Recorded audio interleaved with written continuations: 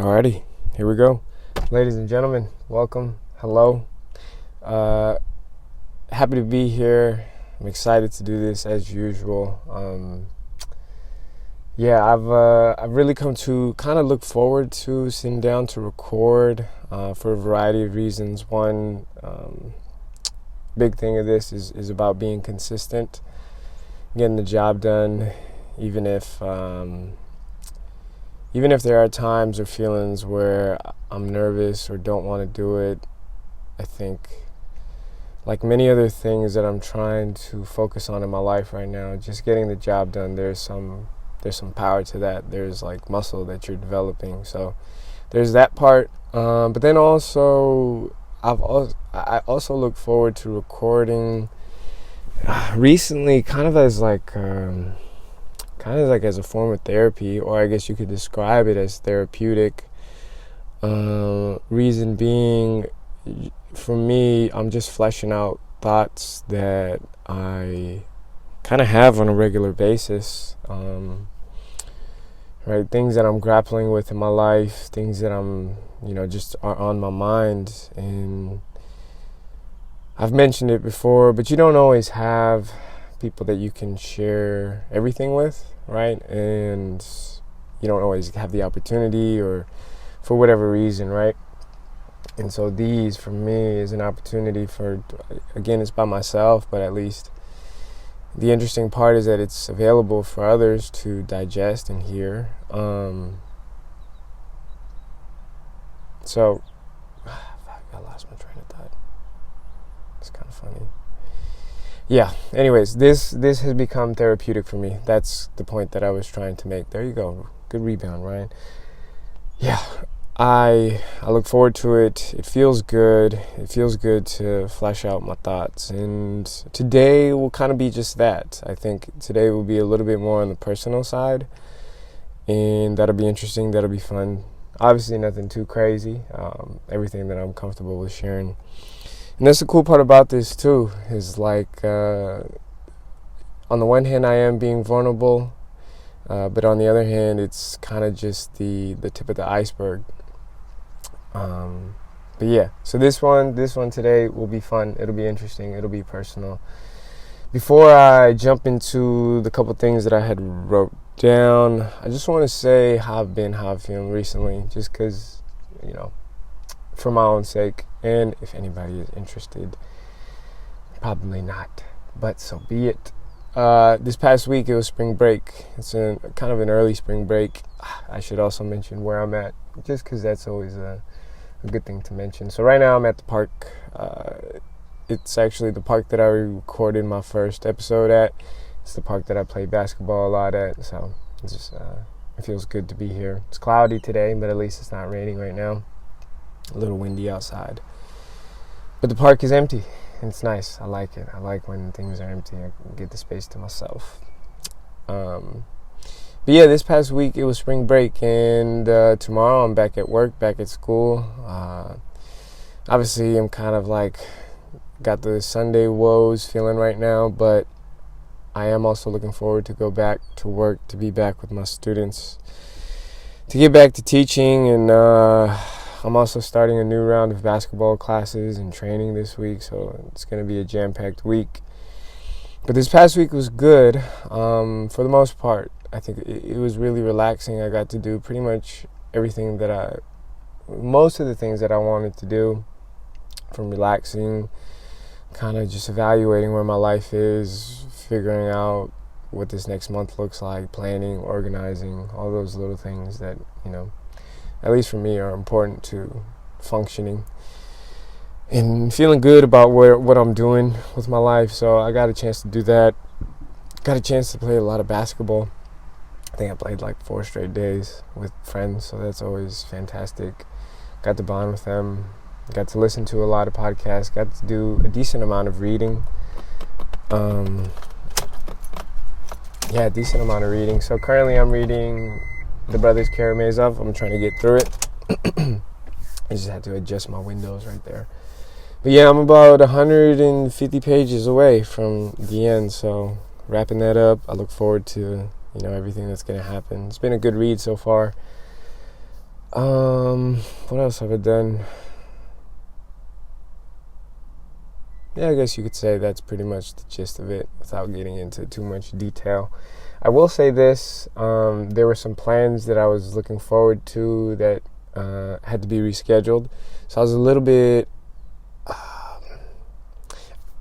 so I can say that I was genuinely looking forward to these plans, but I still am. I'm still hopeful, let's say, that it's going to happen.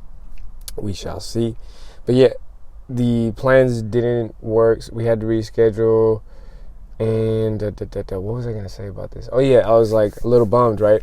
But and it's funny because there are a couple of reasons I wanted to bring this up. One, I wanted to share that I'm a little bit superstitious. I think this part of me came from sports. Like I used to, I think a lot of people will resonate with this. I used to pay attention to the socks that I would wear, or like the order that I would put my shoes on, tie my shoes. Like I think I put the right first, then the left, if I remember right. So just little things like that, all to help you play better, pretty much. Like, oh, I had a great game when I did this, this, and this, and I'm going to try to replicate that as much as possible. I don't know what the science or the studies, because I think it could go either way. Like there is some utility to routine and keeping things the same and doing things the same way. But then probably like half of it, most of it is just coincidence, by chance, luck, whatever. But yeah, I was talking about these plans with a couple close friends, and usually I don't do that. The reason being is because I'm a little bit superstitious. Like, if I speak on it, then something's going to happen, it won't pan out. And then also, yes, these days I tend to not share as much. I think I'm more of a question asker. I let other people speak, and then when they speak, I kind of just ask questions and chime in whenever necessary. But it's pretty unusual for me to be leading a conversation. Well, not always, but especially when it comes to like personal stuff, like, oh, I was doing this, I was with this person, I've been thinking this, that. I usually don't. And so it's funny. Obviously, I was in my feels about it, but it's funny looking back because I was telling a friend, I was like, we were talking about this plan that I had arranged, and I was like, man, I'm superstitious, blah, blah, blah. It happened. But the takeaway that I have from this, and it's something I've actually been trying to work on recently anyways, is to have a positive interpretation of the situation. Usually I can, but my feelings tend towards the negative, like, oh, I knew this was going to happen, or, yeah, pretty much, you knew something was going to happen, or the disappointing situation panned out, and I usually tend towards that. I lean into that a little bit, and that's kind of been the story of my life to some extent. And so recently I've been trying to, as much as possible, give the positive interpretation of a situation. Obviously you can't do that all the time, but it's just a challenge for me to not be so down in the feels, or even to look at it as a bad thing. Like, just look at it as, oh, okay, had to be rescheduled. It's probably going to happen sometime later. And who knows, maybe it's actually a lot better, because the longer you have to wait for something, the more you appreciate it when it happens, stuff like that, right? So that's kind of how I'm interpreting that situation. It's just being patient, and it's fun, it's good. It also, here's another way that I've responded to just disappointment in my life. Whenever things happen, like you want to hang out with some friends and it doesn't pan out, or somebody flakes on you, stuff like that. You could call this a coping mechanism. You could say that it's also motivation. Who knows? Because maybe it's probably both. It's definitely both. So instead of feeling sad and down and unmotivated, I kind of just hit the grind harder, pretty much. Just say to myself, oops, I just dropped my phone. Excuse me. I say to myself, like, oh, okay, this is an opportunity to get back to work, push it a little bit harder, do things, get shit done, pretty much. And I did get a decent amount of, like, planning and just seeing where I'm at done in this past week. So, all to say, it was a good spring break. I feel, for the most part, rejuvenated. I did a lot of wholesome activity. I did a lot of meditation, contemplation, did a whole bunch of cold showers. So I'm feeling pretty good. It's going to be a stretch till the next holiday. I think the next holiday for us is Memorial Day, which is a long time. We got a professional development day sometime in April, I think, but we still got to go to work. Shit, it's gonna be a tough 2 months. And I guess I'll say that, like, just planning everything out over these past couple of days and looking what I have in the month ahead. Again, not to brag, not to boast, not to subtle flex, anything like that. I just, like, holy shit. It's going to be a wild 2 months. But once again, I think this is where the adventure of my life is just, like, really pushing the boundaries. I know there will come a time where I'm like, fuck, I can't do it, and the house is going to catch on fire. I just imagined this morning, actually, where it's like... the kitchen, you imagine like a kitchen, a restaurant kitchen, shit is going crazy, the orders are popping off, this is on fire, people are running around, missing this, missing that, need this. So I anticipate that may come in the future, sometime in the future. For right now, I'm managing everything decently well, if I may say. So yeah, it's gonna be a wild 2 months though, but it's gonna be exciting. So I look forward to it. Yeah, I'll kind of leave it at that for right now. And what can I say? That's pretty much the intro of where I'm at. Let's get into the things that I've been thinking about. So the first thing is pretty much I had some thoughts that I actually didn't touch on about Notes from Underground. So I mentioned it in my... this is going to come out next week. So I mentioned it in the number 15, let's say. There's one called Notes from the Underground. And pretty much it's this book from Fyodor Dostoevsky. How can I describe it simply? There's a character, there's a man, an older man who's kind of like a deep thinker, read a lot of books, and he's a critic of society, the way people do things. It's written in the context of like late 1800s Russia. So it has that. It's a critique of the times, the religion, the thinking, the philosophies of the time.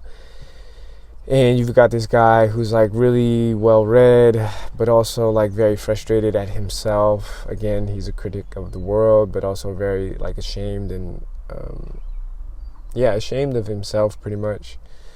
And so what I wanted to share, and it's a lot about like human interaction philosophy again. That's pretty much it. I'll leave it at that. But what did I want to bring up about it? So the reason I was thinking about it at all was because I think this author, Fyodor Dostoevsky, does a pretty good job of describing in his writing the human interaction pretty much. And that's one thing that I actually, for whatever reason, I'm built like this, I guess. I pay attention to a lot. Like, I pay attention to all the details, how people, their eye movement, their hand movement, the way they speak. Are they hesitant? Are they excited? Are they firm? Are they flexible? Right? Are they, just a whole bunch of little details like that. Like, I really do pay attention to.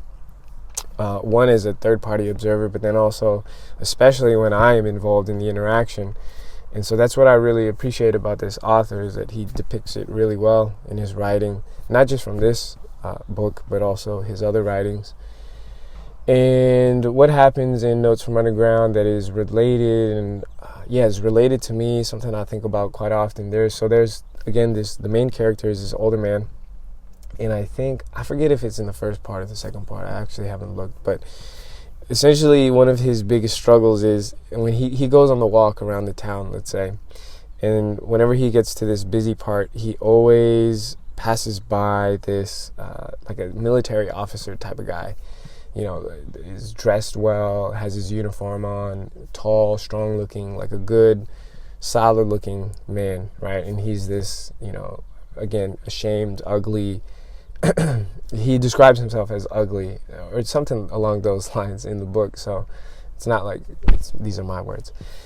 He just imagine him like a grunt, pretty much like a bum. Any other synonymous words to that? And on this walk, they always cross paths for whatever reason. Like many times they cross paths, and I think, if I remember right, either he dodges the guy right before they cross paths, right? Because he essentially gets out of the way for this officer, right? And every time leading up to their crossing paths, he's like, okay, I'm just gonna stay firm in my path, stay firm in my lane, and make him move for me. And then at the very last second, he chickens out and then moves for the other guy. And then ultimately he decides to one of the days, like he stays firm in his lane, and he bumps into the guy, right? And they have a situation. I forget what happens after that situation. I forget if he feels good or feels like proud of himself. I think he does feel a little bit proud of himself, but there's also a lot of other emotions involved there too, right? Again, this is like the beauty of this guy's writing. It's like just because he got a win, like, doesn't mean he's still not ashamed of himself, blah, blah, blah. But there's this interesting, and this is like a decent amount of the book, right? Just this one relationship between a random guy. Like, they have no relation other than they just happen to cross paths at the same time, at the same place. So, really interesting. And why is that related to me? Well, I brought it up, one, because, again, I do really appreciate Fyodor Dostoevsky's depiction of human interaction. Again, something that I pay attention to quite a bit in my life. Again, as a third-party person, but also first person. And I had two examples that I want to bring up. One of them, actually, I saw a win in recently. It's so funny because it's like this most small win, but I think it's a win nonetheless. So pretty much for the past, the current place that I'm living, I've lived there for about how long? About 3 years now. Yeah, pretty much about 3 years now. A little under 3 years. And the neighbors to our left, I've actually never met them, but there's it's a family pretty much, and I've never met any of them. But the one that I usually see outside most often seems like the dad. And we've made eye contact here and there. I've said, well, I haven't really said hi. I've just kind of nodded, right? Not really even that. Well, yeah, I lie. I've only nodded once, right? All the other times, and this is the reason I'm bringing this up, all the other times where there's an opportunity to make eye contact, I've shied away from it pretty much. And I've felt myself get really nervous and anxious, and it eats at me, man. Like, this is just this is the weird thing about it, and the weird thing about me, let's say, is here's it's such a small interaction. Like, why do I care if the neighbor, if I say hi to the neighbor? Why does that matter? Does it really matter? Probably not, right? But here I am tripping on this, and again, those opportunities where maybe I could say hi, I chicken out, or like find a way to escape, or wait until he goes back inside his house, inside of his garage, before I say something, or before I enter my own house. And yeah, it really does eat at me. One of the reasons being, how can I describe this? Well, I've already kind of talked about it before, but I am really trying to get out of my shell. I'm really trying to stop being such a nervous and shy person, because I really am deep down inside. That it's a monster, I think, and I'm really trying hard to overcome that. Everything that I do recently is front facing. Like, I'm facilitating a lot. So it's basketball and teaching. I'm constantly facilitating, constantly speaking in front of small to medium to large groups, parents, kids, both. Whew, man. On the outside, some might say that I am calm and composed, and I believe that to some extent too. But the crazy thing about it is that also on the inside, I feel like I'm trembling, like I'm barely holding it together by a thread, and it's a really interesting place to be in general. So again, the reason I brought up this neighbor interaction is because I feel that, but it's such a small situation. And for me, it's why the character depicted in Notes from Underground actually resonates quite well. It's like this such a small interaction of crossing paths with somebody every day and not knowing what you want to do. Like, do you want to say hi? Do you want to bump into them? Do you want to just keep getting out of the way for them? Obviously, there's more to it. Like, why do you happen to run into the same guy every day, every time, right? Obviously, that's not the point. He's writing this with a purpose, right? And so this whole interaction with my neighbor is it's something interesting. But the recent win that I did want to share from all of this is that the other day I was bringing in some stuff, some water. We got the big gallons of water, and so I was bringing that in we just got some. So I was bringing it in, and we crossed paths. We were both walking in at the same time. We looked at each other. He said hi, and then I said howdy. And recently I've been saying howdy. I think it's just such a fun way to interact with people. Interesting word to say, and people probably wouldn't expect it from me. I just adding like little sprinkles on life like that. So I said howdy, and for me that felt like a really big win, honestly. Like, I walked into the door smiling, no lie. It's like, wow, finally did it. I was able to look him in the eye, say hello, and we kept it moving. And it's just beautiful for me because I mentioned this in the last one, and it's partly related to what I'm speaking on now, but I just have the fucking tendency to overthink pretty much almost everything. And I know it's not good. I know it's not good, but I also know that there's some utility to it. So it's just another one of those things that you're constantly working on, trying to understand and figure out how to integrate it, how to manage it, mold it in your life. And so, I think it was a really big win. Another recent win that I'll share that is, it's close to home. It feels good to have been able to do. So on Thursdays, I drop my little sister off at school. And usually we don't say too much. I think in those situations, I kind of err like me, naturally. I'm okay with it being quiet. It seems like that's okay with her too. And so we keep it like that. But I do want to be a good big brother. At least, I don't know, there's a whole other interesting part of this. Like, I feel like an obligation to, and it's just my personality to try to be a good person all around. So that means be a good brother, be a good son, friend, teacher, everything. I'm trying to give him all, as cheesy and corny as that may sound, that's where I'm at with my life. I'm trying to give everything my all. So be it. But the recent win with my sister is like right before she gets out the car, I'll just give her a fist bump and say, have a good day. And the first time I did it felt really good, honestly. It just felt like similar to what I just described about my neighbor. It's just a big win from such a small interaction. And I think if anybody listening to this, if anybody listening to this happens to also listen to this guy named Jordan Peterson, somebody that I've listened to a lot, and don't call me crazy for it, don't call me right wing for it. I hope you won't. I hope you would keep an open mind if you aren't familiar with his work, and even if you are, I hope it's because you've actually spent time listening to the things he speaks on and not what other people say about him. But a topic for another day.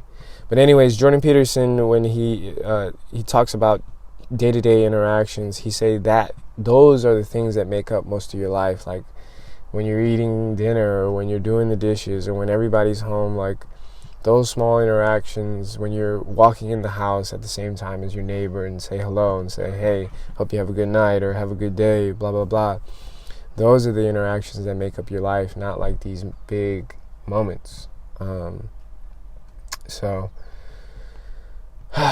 yeah, big wins that have happened recently in my life from small interactions, and I just wanted to share that a little bit about myself, that the smallest interactions weigh heavy on me. And when you can imagine that you're interacting constantly all day, every day, that it's taxing on the mind. It definitely is. And I think that's why I have the rest and relaxation techniques that I do, and activities and basketball and hanging out with my friends and other activities. I think it's it's kind of how I keep saying, pretty much keep balance and continue to do what I need to do.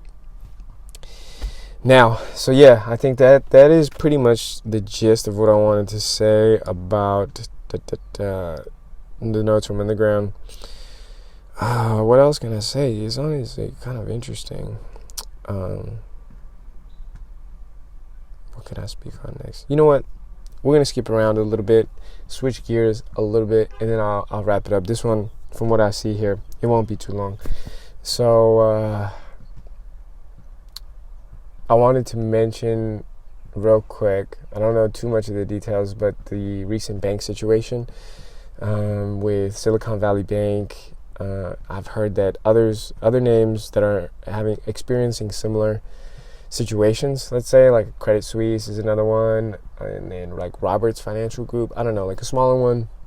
But essentially what's going on at a high level, my understanding is that these banks are acting in such a way that how can you describe it? Like they don't have enough money to back up all the activities that they're doing. And so when people try to access their money, or they need to, I don't know, make payments, something like that, they're essentially they don't have enough money. And then that scares a lot of people, because people try and go get their money out of, because they want it, they need it, they feel like it's not safe. And then the banks tell them that, sorry, you can't access your money right now. We ran out. We're out. We don't have enough, pretty much. And then what happened, I think with the Silicon Valley Bank situation, government came in, printed probably like $300-400 billion from what I'm hearing, to back up the depositors, so the people that held their money in there. Problematic for a whole bunch of reasons. What can I say about it to keep it simple and concise? Pretty much problematic because, well, one, it means that the banks are, the risk management is just very poor, right? Like they're not handling the money properly. And again, this is money that other people are putting into the bank so that they can hold for them. And I think that's a good question to ask yourself. Like, do you trust your bank to act, maybe not with your best interest in mind, but act at least responsibly with the money and say, well, if you ever need it, yes, you have 100% access to your money.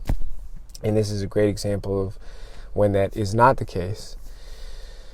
Number two, it's problematic because, the money printing, I think if you ask most people at this time, they would probably say that the money printing that the Federal Reserve has done over the past 10 to 15 years has contributed to where we're at in terms of inflation.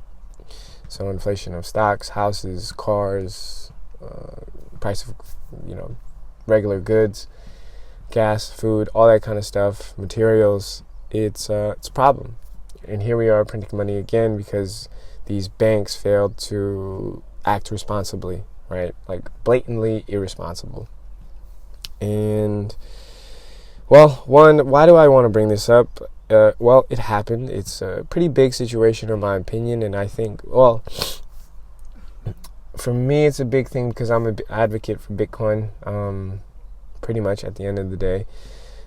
There's a podcast that I've done about it. So if you're interested in a little bit more of the background, like fundamentally why I believe in it, there's that. But I'll share a little bit right now about why it's relevant. So essentially, with this bank situation, I think this applies to most people. When it comes to the money that you don't need to use right away, most people generally will keep their money in a savings account. And usually this involves putting it into a bank.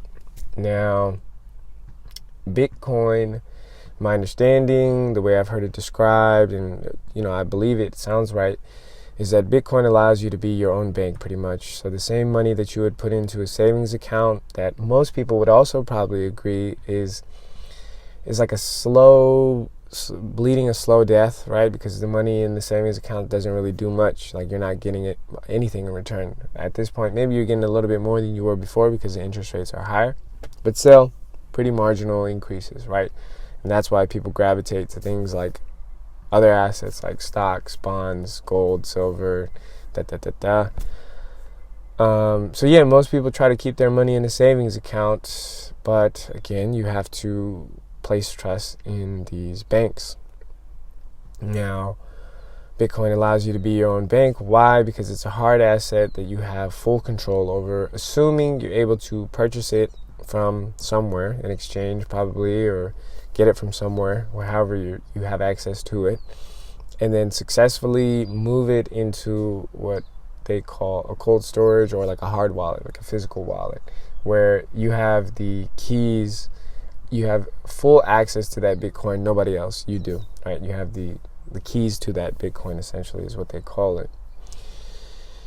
And now you're in full possession of your money. And it's an interesting thing to think about, like, because it is quite a new innovation, let's say.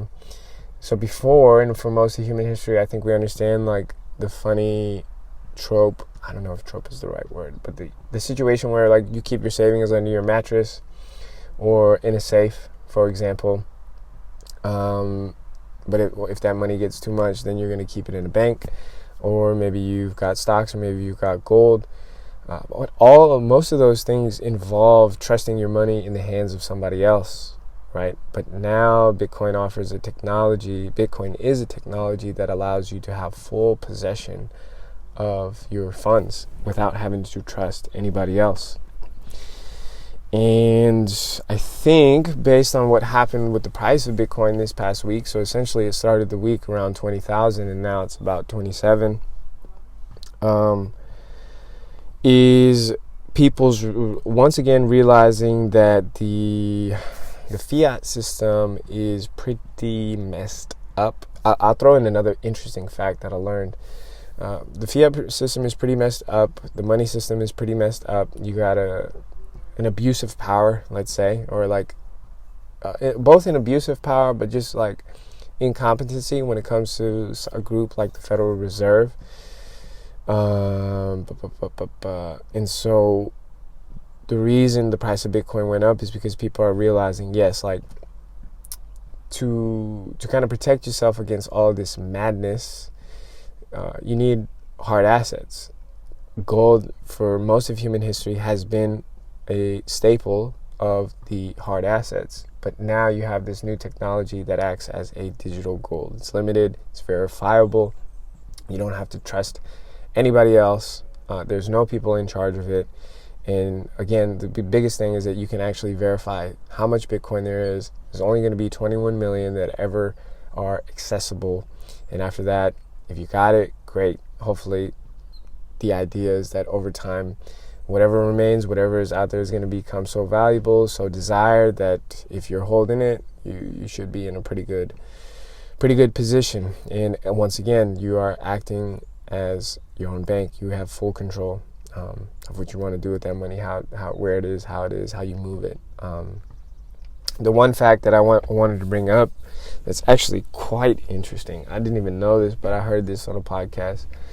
It was a little hard to verify, because it's like that information is not exactly available, but I'm sure somebody that knows how to read like balance sheets, financial statements could verify this quite easily. But essentially, the FDIC, so I think for most people, maybe not most people, but if you don't, my understanding is that the FDIC is this like government group, bureaucracy, agency that protects people's money in most banks, up to $250,000. So if you got that and somehow the bank fails, the FDIC is got you covered up to $250,000. Now I forget the numbers exactly, so forgive me on this, but The FDIC has something like, I don't know, let's just say roughly speaking, $300 to $500 billion worth of money in their assets, right? Like they could use to, if a bank fails, to protect whatever banks they need to protect, right? That's how much money they have available for these purposes. But on the books, they are protecting up to $12 trillion worth of funds. Now, again, I'd highly recommend somebody verify this if possible. I was trying my best to get a good Google search, but it was tough. You're going to have to read the balance sheets because they have the balance sheets available on the FDIC. So I'm not too familiar with those, so somebody would have to look it up. But essentially, that was the case, right? So you'd consider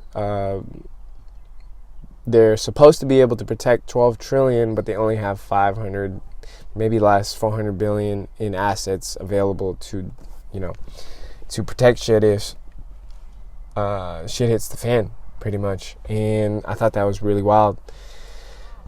If enough banks, even just 10% of the banks fail, then that's it. The FDIC can only protect up to that much. And who knows? I think the biggest takeaway from all of this is like the fiat system is quite the house of cards. Very fragile, very unstable, and one thing is going to have a huge impact on another. And all of this, why talk about all of this, right? I think for me is something I continue to ask myself. Well, reason one is it's money. Money is our economic energy. Money is our economic energy. We convert our time, our physical and our mental energy in exchange for money in order to pay for the things that we need to pay for. And if you're bleeding your economic energy because of things that are mostly outside of your control, right? Money printing, illegitimate use of money, overspending, over-leveraging, all these kind of things, and you're the one that's hurting at the end of the day, I think it's really important, right? Like we need money to be able to function in this life. But if we're at the whims of these forces that we have absolutely no control over, I think that's something worth paying attention to. And there's an opportunity, right, to change the game pretty much for yourself, to protect yourself, to kind of revolt peacefully, I think is a good way to describe it. It's like a way to say, I'm not with this system. This is another opportunity. This is like a lifeboat pretty much. And I know I try to speak on this cautiously and not as emotionally charged as I may sound, but it really is something worth considering. I think it's the equivalent of saying, yeah, it's a good idea to hold on to some gold. It's a good idea to have some land, right? And so that you have something, a place to go for your family. You got something that has value, something hard, something physical. So Bitcoin it's the same idea, honestly. Like, it's a good idea to have a little Bitcoin, whatever portion of your life savings, right, that you don't need right away, that you need to hold for a long time, and you want to keep that purchasing power, that economic energy. Bitcoin is one option, right? You don't have to put 100% of your stuff into Bitcoin. Just consider it 5, 10, 15, 20%. Whatever you feel comfortable with. And I think for me, if you're able to do that, try it out, see what happens, right? Like do 5% Bitcoin, 5% stocks, 5% bonds and CDs, and just see what happens, see how it performs over the next 1, 2, 3, 4, 5 years.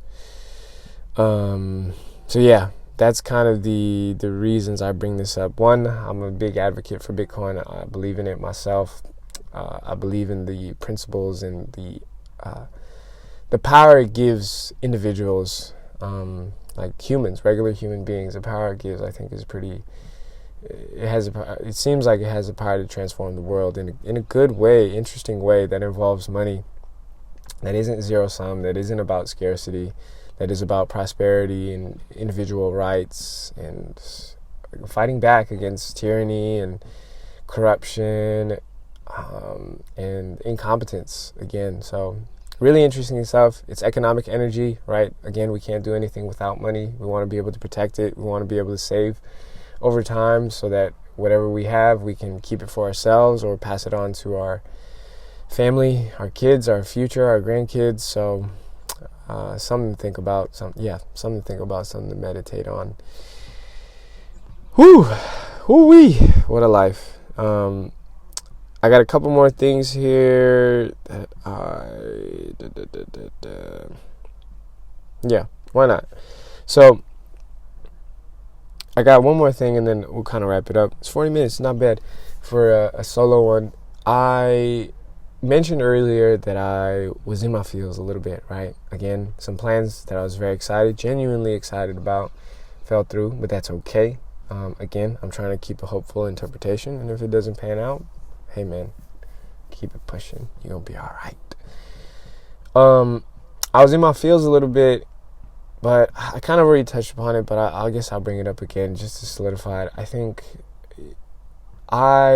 in general, right, again, can tend towards feeling low, feeling down, being in my feels, being in that depressed state of mind, right, like, the world is against me, everything's going wrong, blah, blah, blah, bad luck, da-da-da-da, and I can just spiral down.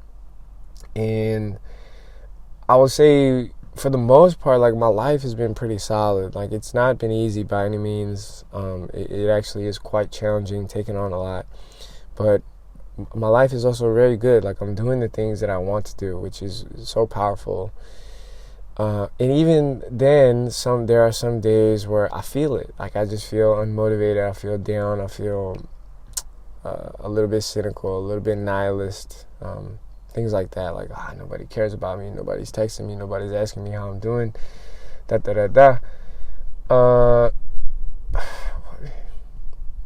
But the reason I bring this up is the way I've combated it and the way that I've heard in other places, many other places actually, is to just keep it pushing, keep it moving, stay active, continue to do what you need to do. And again, I kind of brought it up earlier, right? Like, I was in my fields for a little bit, but I got to work. I was like, all right, let me get shit done, get organized, figure out what I need to do, what do I need to plan and get ready for. I'm exercising, I'm playing basketball to stay active, I'm talking with my friends. And I think, speaking on depression, anxiety, mental illnesses in general, it's hard, right? Because those things can be debilitating, right? If severe enough, or, however your circumstances are. I understand that, I completely do, that you can just get, there's a mosquito. That you can get bogged down in that spiral, in that feeling, in that hole. And it's tough. But I think the best way to combat that, one of the best ways to combat that, is just keep pushing. Stay active, figure out what you need to do, get it done, no matter how bummy you feel, no matter how down you feel. Just like drag yourself out of that fucking mud and fucking keep it pushing, man. Because you'll get stuck, and maybe you'll even get deeper down that hole somehow, some way. I know it's tough. I know it's going to take everything you got, and I got two more things to share on that.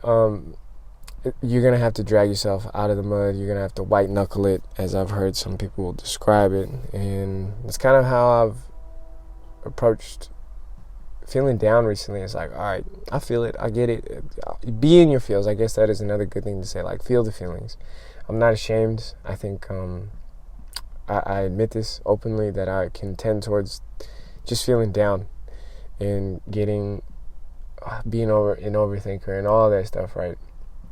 But the way that I've been trying to combat it is just, all right, it's cool, feel it, embrace it, understand it, and let's fucking go, right? When you're ready to get up, pick yourself up, drag yourself up, and crawl to whatever it is that you need to do next, get it done, and keep it moving, man.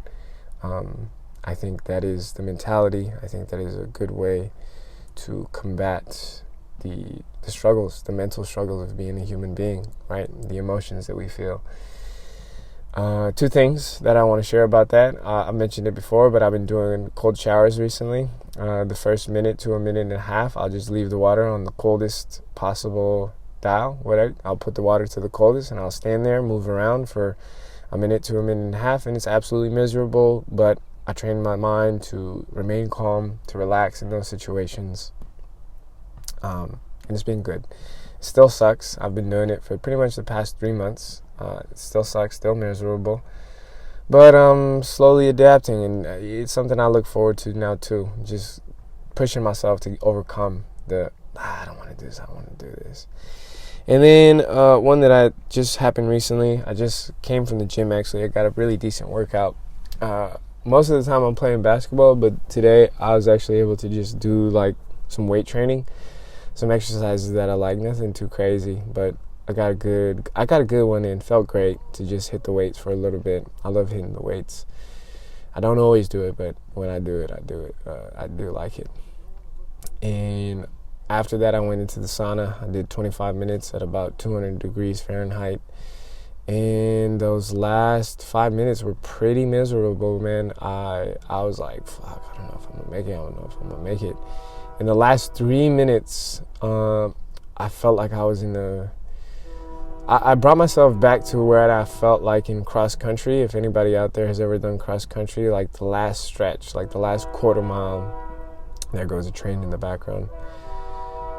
The last quarter mile is always tough, man. It's like really you're exhausted, but you got to keep it pushing. And then you got the sprint at the end. You're really just laying it all out there, emptying the gas tank. And all I did was imagine myself encouraging myself in that situation. I was like, you better keep it pushing, motherfucker. You better not stop. You right there. Everything that you ever wanted in your life is right on the other side of that finish line. If you stop right now, you're not going to get none of that. And I just kept repeating this to myself. I was like, I'm right here with you. Keep it pushing, keep it pushing, keep it pushing. Because time starts to go slow once you get down to those last 5 minutes. And you're like, fuck, man. I'm hot as fuck. I'm trying to get out of here. I'm losing it. I hear my heart beating, blah, blah, blah, blah. The mind is racing. And all I'm trying to do is just go crazy, encourage myself, and just breathe, relax. You're going right there. Keep it pushing, keep it pushing, keep it pushing. I got to sneeze. Whew, forgive me. Got the sneeze in. But yeah, I just did that 25 minutes. And it's stuff like that I guess is really powerful. It's just a mental test, mental suffering, mental challenge to pick yourself back up, drag yourself, man. I know you're going to feel it. You're going to feel down. You're going to feel unmotivated. You're going to be in your feelings. You're going to feel like you're not making any progress. Fuck that. Keep it pushing. I guess the last thing I can say on this, I have a tattoo on the inside of my right bicep.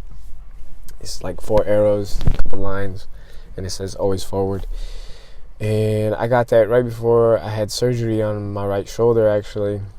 And it's something, it's good, it's nice. It's a nice reminder whenever I get in these modes, these feelings, to just keep it pushing, man. And have hope. I think I'm trying to stay on this white pill feeling that it might be miserable, it might be sucky in the day-to-day, but over the long term, keep hope, man. Don't lose hope. Keep your head up. Keep chipping away, and just see what's possible, right? Anything is possible, as the great Kevin Garnett said when he won the championship with the Celtics. Anything is possible. So I think that's a good place to wrap it up. I'll close with this. I feel grateful. I think about my mortality a lot, and so with that, I mentioned this last time, really trying to get the most out of life, suck all the juice out of it. Pause. No, I'm just kidding. Yeah, really get the most out of it and live it up and leave it all out on the field, all on the court. Even though I am a nervous, shy guy, I'm going to, combat that. I'm going to put myself out there. I'm going to be uncomfortable. I'm going to be weird, silly, goofy. But that is where the adventure of life is. So if any of that resonates with you, if not, all good. Thank you for listening. If you made it this far, I appreciate you. And I hope to see you in the next... I hope to see you next time.